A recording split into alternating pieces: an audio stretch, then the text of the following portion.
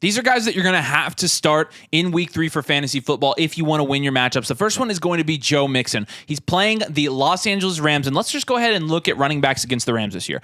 Last week, Christian McCaffrey, he had 20 carries for 116 yards at 5.8 yards per carry. I mean, we all saw the big play down the field. We all saw the touchdown where he walked in at the beginning of the game. He had 3 receptions and 19 yards, and he totaled 23 fantasy points. So Christian McCaffrey obviously is Christian McCaffrey. So he's going to do what he does all the time and what he's done when he's been healthy for the past 5 years. We totally get that. Kenneth Walker is a guy that was being shorted in fantasy circles before the season started because of the addition of Zach Charbonnet. He came in on 12 carries. He had 64 yards. That's 5 yards per carry again. He had 10.7 points. Then you're also looking back at Joe Mixon.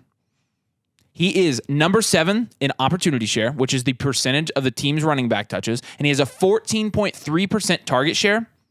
Not to mention, again, we've said this a lot, and we're going to continue to say it. Historically, the Bengals offense has been pretty slow. Once this Bengals offense takes off, Joe Mixon will take off as well.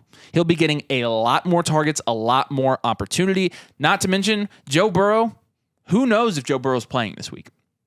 Yeah. And they might have to lean on Joe Mixon more than we think at the present moment. Like, they might be giving Joe Mixon a higher workload than we've seen them give him for a while.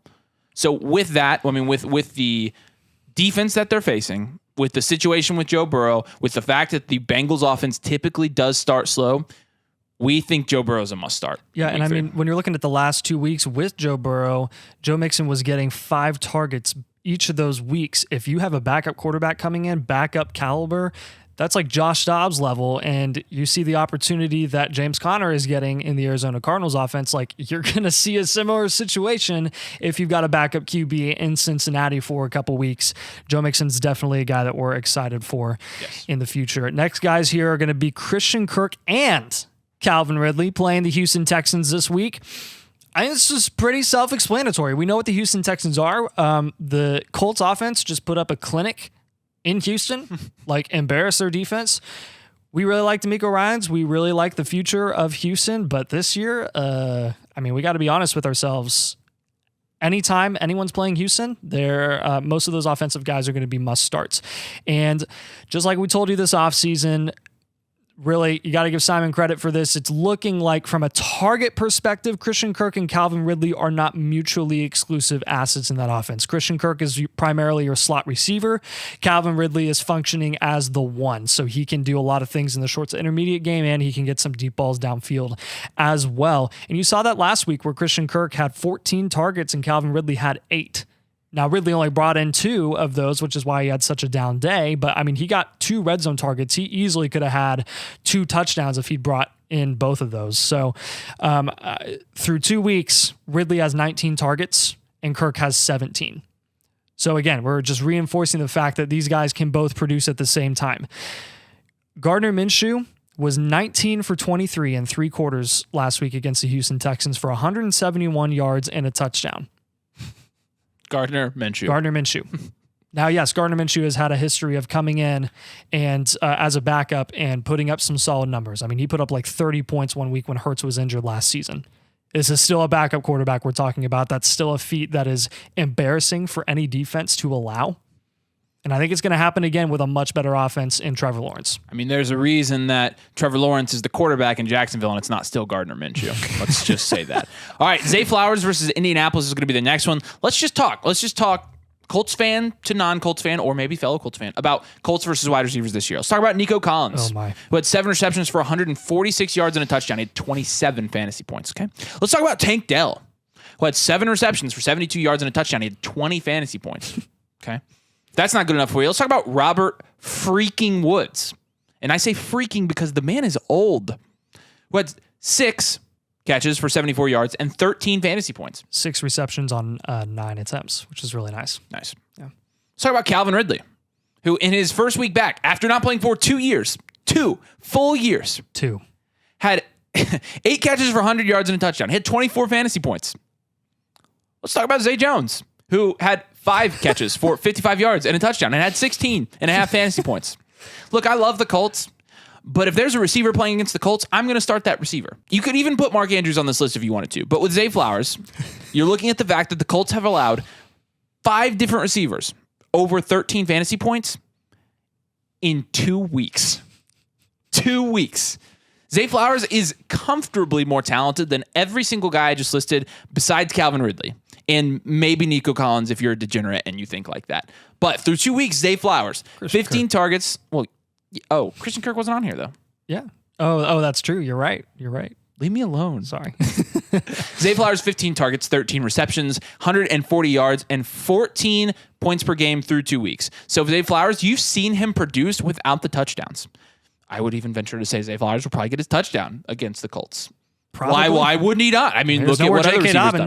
So, because of the matchup, because of the situation Zay Flowers is in, we're comfortable starting him against the Colts. In fact, he's a must-start for us.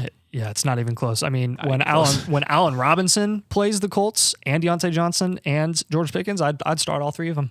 Did we play the Steelers this year? We did. We always play them. And we'll lose for sure. The next guys we're going to have here is the Tampa Bay offensive wide receiver core, Mike Evans and Chris Godwin against Philadelphia. And I think a lot of the reason we're going to have these two guys is because of what Philadelphia allowed against Minnesota last week. And even though Baker Mayfield is absolutely a step down from Kirk Cousins from a volume perspective and opportunity perspective and just questions as a quarterback overall, you could even make a small argument to start Baker Mayfield. Yes, Philly's defense is really good.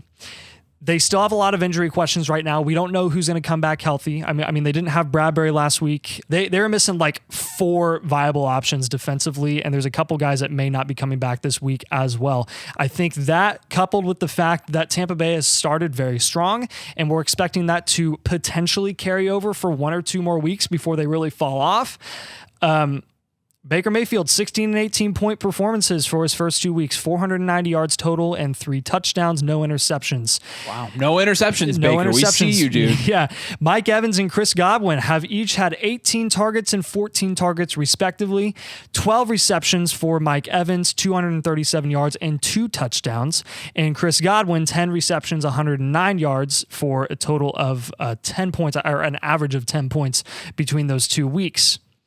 The Eagles secondary this year, these are the wide receivers that they have allowed to score against them for the first 2 weeks. Kendrick Benchwarmer Bourne, 6 receptions, 64 yards, and 2 touchdowns for 24 points. They turned Kendrick Bourne into the top waiver pickup of last week. Seriously. So. Hunter Henry, 5 receptions, 56 yards, and a touchdown, 19 points. Justin Jefferson, okay, we'll give him a pass on there. I'm not even going to tell you the stats there.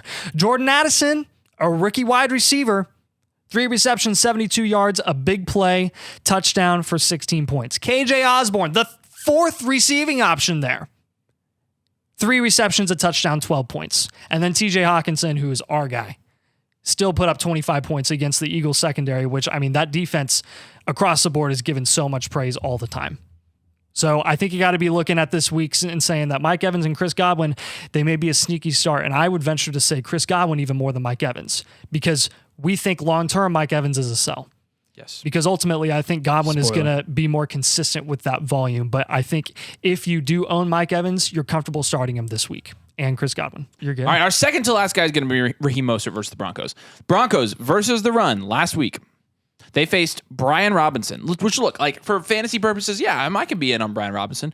As a running back talent, woof. He had 18 carries for 87 yards. He had 5 yards per carry, which historically in his career he's had 3.9 yards per carry, and he had 2 touchdowns. Brian Robinson did that against the Broncos. Oh my gosh. Mostert this season has had 28 carries for 158 yards, which is 5.5 yards per carry, 3 touchdowns, and is averaging right now through 2 weeks 19.3 points per game. Mostert is nearing the point to where he's an every week start. He really is. He's an every week start until he gets hurt. He always has health questions, health issues. Is he going to last the entire season? Probably not, but that doesn't matter going into week 3. If he's healthy going into week 3, you start him. And that's kind of what we're going to know here as well. As long as he's healthy, we're starting him. But, at the same time, he's playing with one of the best offensive minds in the game. Really, truly, one of the best offensive minds in the game in Mike McDaniel, who has floored me as a head coach. Love him. I love his system. I love watching his offense. And I'm going to trust McDaniel to keep scheming up plays for the speedster in Raheem Mostert. I am very comfortable starting him this week. And honestly, I won't even put him on another one of these videos because I bet he's going to be a must start every week. Yeah, and for future reference as well, anytime that the Dolphins are going to play a really high-powered defense, a defense that isn't stupid and is going to, like double Tyreek Hill. Right. That really is going to bode well for the run game. That's going to bode well for Mostert. Mike McDaniel definitely responds to those situations in a positive way, and he utilizes the skill sets of the other guys in his offense, not named Devon Achane.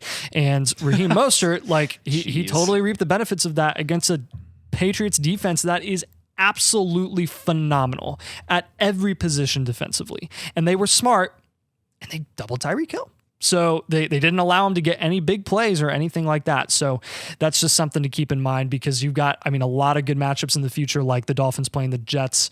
That's a really good defense as well, and they're not going to allow Tyreek Hill to get a lot of big plays either.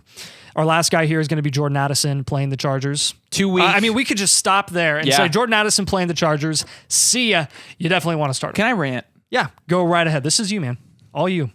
So I'm a big Justin Herbert fan. If you have been here a while, you know that. And Brandon Staley, why did the Chargers hire Brandon Staley?